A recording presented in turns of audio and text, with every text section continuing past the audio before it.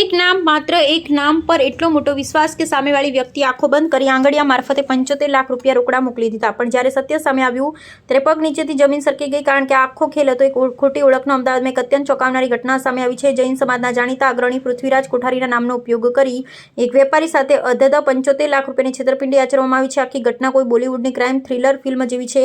ફરિયાદી રોહિત કુમાર જૈન, જેઓ મૂળ તેલંગાણાના છે, તેઓ પોતાના કામ અર્થે ચીન ગયા હતા. તારીખ હતી 8 જુલાઈ. જ્યારે ચીનમાં બેઠેલા વેપારી પર એક વોટ્સએપ કોલ આવે છે. સામે રહેલી વ્યક્તિ પૂરા આત્મવિશ્વાસથી પોતાની ઓળખ જૈન અગ્રણી પૃથ્વીરાજ કોઠારી તરીકે આપે છે અને અમદાવાદમાં આંગળીયા મારફતે 75 લાખ રૂપિયા મોકલવાની વાત કરે છે.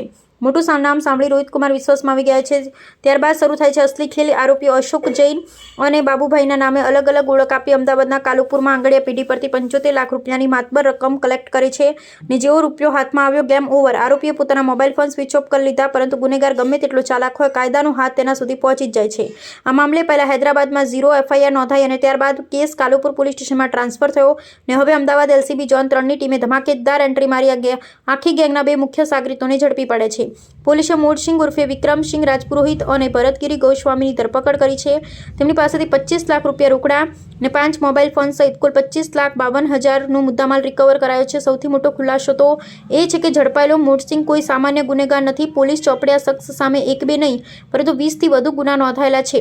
માત્ર અમદાવાદમાં જ 18 ગુના અને મહારાષ્ટ્ર તથા રાજસ્થાનમાં પણ તેનો ક્રાઇમ રેકોર્ડ બોલે છે. આરોપીઓ ઠગાઈના આ પૈસામાંથી કેટલાક રૂપિયા તો પોતાના મોજ શોખમાં ઉડાવી પણ દીધા છે.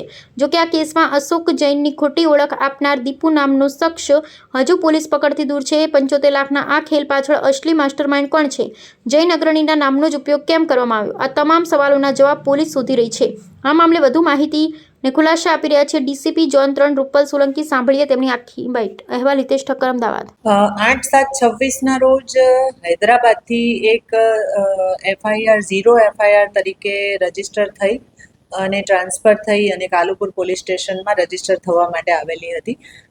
CP સરની મંજૂરી લઈ અને આ FIR કાલુપુર પોલીસ સ્ટેશનમાં રજીસ્ટર કરવામાં આવેલી હતી અને એની અંદર પૃથ્વીરાજ કોઠારીના નામથી એક રોહિત જૈન કરીને ફરિયાદી છે, એમની સાથે 75 લાખની છેતરપિંડી આંગળીયા પેઢી મારફતે થયેલાની હકીકત પ્રસ્થાપિત થયેલી હતી. ફરિયાદી રોહિત જૈન છે, તેઓ જ્યારે ચાઇના હતા અને ત્યારે એમને હાલના આપણા ગુનાના અક્યુઝ છે મોડસિંહ, એણે ફોન કરેલો પૃથ્વીરાજ કોઠારીના નામથી અને તેમને પૈસા માટે એક જરૂરિયાત છે, 75 લાખનું એક આંગળીયું કરવાની જરૂર છે તેવું કહી અને રોહિત જૈનને વિશ્વાસમાં લઈ અને આ પૈસા ટ્રાન્સફર કરવાનું કીધેલું. જ્યારે ફરિયાદી એમના વિશ્વાસમાં આવી ગયા ત્યારે તેમણે કહ્યું કે હૈદરાબાદથી તેઓ અમદાવાદ આંગળીયું કરશે. આ વખતે જે મોડસિંહ છે એનો સાથીદાર જે બાબુલાલ જૈન તરીકે નામ ધારણ કરી અને આર ગણેશ આંગળીયું જે કાલુપુરમાં છે ત્યાં જઈ અને 75 લાખની ડિલિવરી લઈ લે છે અને ડિલિવરી લઈ અને ત્યાંથી નીકળી જાય છે. વચ્ચે એક બીજો પણ માણસ હોય છે અશોક જૈન. આ ત્રણેય નામ ડમી છે. પૃથ્વીરાજ કોઠારી, બાબુલાલ જૈન, અશોક જૈન, આ ત્રણેય નામો ડમી નામ છે અને ત્યારબાદ ત્રણેયના ફોન સ્વિચ ઓફ થઈ જાય છે અને આ રીતે ફરિયાદીને પછી પાછળથી ખબર પડે છે કે એની સાથે 75 લાખનું ચીટિંગ થઈ ગયું છે.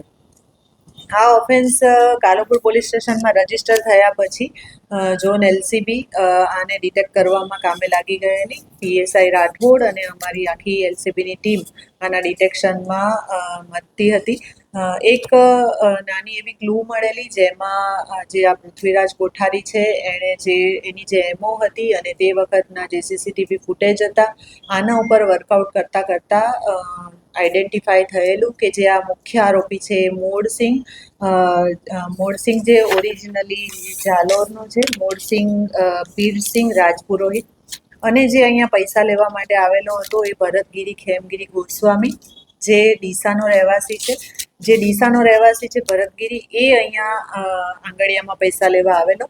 એને અમારી ટીમે અમદાવાદમાંથી જ પકડી લીધો અને ત્યારબાદ આ મોડસિંહનો વેરઅબાઉટ પૂછતા આ મોડસિંહ જે તે વખતે જોધપુર રાજસ્થાન હતો અને જોધપુર રાજસ્થાનથી પણ મોડસિંહને પકડી લેવામાં અમારી ટીમને સફળતા મળી છે. હાલ અશોક જૈન જેને નામ ધારણ કરેલું હતું, દીપુ નામનો આરોપી આ વોન્ટેડ છે.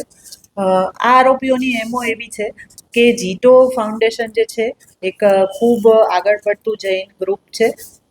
આ ગ્રુપના નામો અને એના ઇવેન્ટ્સની ડિટેલ ગૂગલ ઉપર અવેલેબલ હોય છે. એમાંથી ડિટેલ લઈ અને ઇવેન્ટ મેનેજરનો કોન્ટેક્ટ કરીને કે જેની પણ ડિટેલ અવેલેબલ છે એનો કોન્ટેક્ટ કરી અને મોડસિંહ પોતે પૃથ્વીરાજ કોઠારી બની અને ફોન કરે છે અને ફોન કરી સામેના વ્યક્તિને વિશ્વાસમાં લઈ અને પૈસાની જરૂરિયાત છે એ પ્રમાણેની વિગત જણાવી અને આંગળીઓ કરાવે છે અને એનો પોતે ઓપરેટ કરે છે રાજસ્થાનથી અને એનો આ સાગીર જે છે એ અહીંયા આવી અને અહીંયા અથવા જ્યાં પણ એની ડિલિવરી કરવાની હોય ત્યાં પહોંચી જાય છે અને ત્યાંથી પૈસા લઈ અને પછી આખી ગેંગ ગુમ થઈ જાય છે. આ જે મોડસિંહ છે એના વિરુદ્ધમાં ફક્ત ગુજરાતમાં અને પર્ટિક્યુલરલી અમદાવાદમાં 18 ઓફેન્સીસ રજીસ્ટર થયેલા છે. 6 ઓફેન્સીસ એની વિરુદ્ધમાં મહારાષ્ટ્રમાં રજીસ્ટર થયા છે અને 2 ઓફેન્સ રાજસ્થાનમાં રજીસ્ટર થયેલા છે. આ ઓફેન્સ જે 75 લાખનો હતો, આટલો મોટો મુદ્દામાલ હતો અને શોધવામાં પોલીસને સફળતા મળી અને સાથે સાથે 25 લાખ કેશ આપણને રિકવર થઈ છે. હજી જે બીજા પૈસા છે એણે અમુક જગ્યાએ વાપર્યા છે અને અમુક એના લેણા ભર્યા છે. આ પૈસાની રિકવરી હજી બાકી છે. આ જે ભરતગીરી ગોસ્વામી પકડાયો છે એ ફક્ત મોડસિંહના કોન્ટેક્ટમાં રહે છે. જ્યારે મોડસિંહ એને કહે છે કે તું આ જગ્યાએ પહોંચી જા ત્યારે જાય છે અને જઈને પૈસાની ડિલિવરી લઈ આવવાનું એનું કામ છે. એટલે અમુક અમાઉન્ટ મોડસિંહ એને આપી દેવા માટે કહે છે, જેમ કે પર્ટિક્યુલર કેસમાં એને 6 લાખ રૂપિયા આપવા માટેનું કીધેલું અને 6 લાખ રૂપિયા એને આપેલું.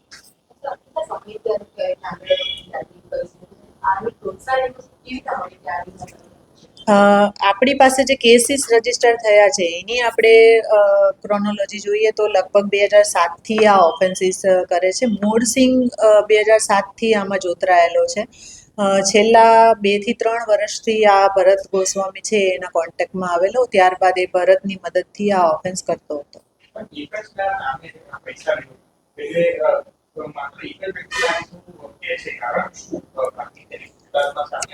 કારણ કે જે પૃથ્વીરાજ કોઠારી નામ છે એ ખૂબ ફેમસ નામ છે અને જીટોની સાઇટ ઉપરથી જે ઓથેન્ટિકેટેડ ડિટેલ અવેલેબલ હોય છે એ ડિટેલ લઈ અને વાત કરે છે. એની વાત કરવાની રીત જ ઓફેન્સ કરવાનો મેઇન પાયો છે અને આને આપણે એક ટાઈપનો સાયબર ઓફેન્સ પણ કહી શકીએ, કારણ કે આપણી એટલી બધી ડિટેલ અવેલેબલ હોય છે ઓનલાઈન, જેમાંથી નાની મોટી વાત જાણી શકાય છે અને એ વાતનો લાભ લઈ અને સામેનો માણસ ભરોસો કરી લે છે અને એટલો બધો શોર્ટ પીરિયડ હોય છે કે એ શોર્ટ પીરિયડની અંદર પૈસા ટ્રાન્સફર થઈ જાય છે અને પછીથી જ વ્યક્તિને ખ્યાલ આવે છે કે આ ચીટિંગ થઈ ગયું છે.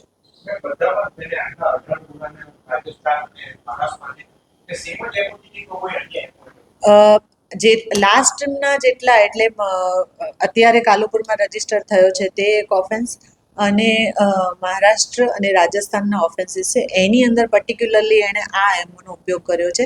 આગળની એમોમાં અમુક સાદી ચોરી પણ છે અને અમુક ગરફોડ પણ છે.